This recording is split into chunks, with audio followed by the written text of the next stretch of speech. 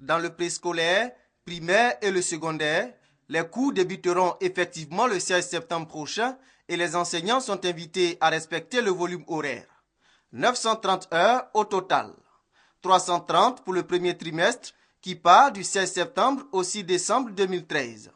300 heures pour le deuxième trimestre qui commence le 9 décembre 2013 pour s'achever le 7 mars 2014. Et 300 heures de cours pour le dernier trimestre. Autre recommandation majeure de la ministre de tutelle, Kandia Kamara. La montée du drapeau les lundis et de sa descente les vendredis dans les écoles primaires, les collèges et les lycées. La stricte interdiction du recrutement parallèle.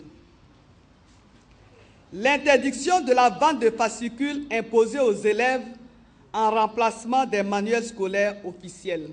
Le ministre de la fonction publique et de la réforme administrative, Nyamia Kona, lui, est revenu sur les revendications financières des syndicats des enseignants du primaire et du secondaire. J'ai le privilège de vous annoncer que les promesses que le gouvernement vous a faites concernant les 25% restants sont déjà prises en compte dans le budget 2014. Nous allons mettre en place des tests qui récompensent les meilleurs professeurs, les meilleurs instituteurs, c'est-à-dire ceux qui ont les meilleurs résultats aux examens. À cette réunion solennelle de rentrée scolaire était présente la ministre de la Solidarité, de la Famille, de la Femme et de l'Enfant. Anne-Désirée Ouloto plaide pour la protection des élèves. Pour l'année 2012-2013, 2500 cas de grossesse ont été dénombrés dans nos établissements scolaires.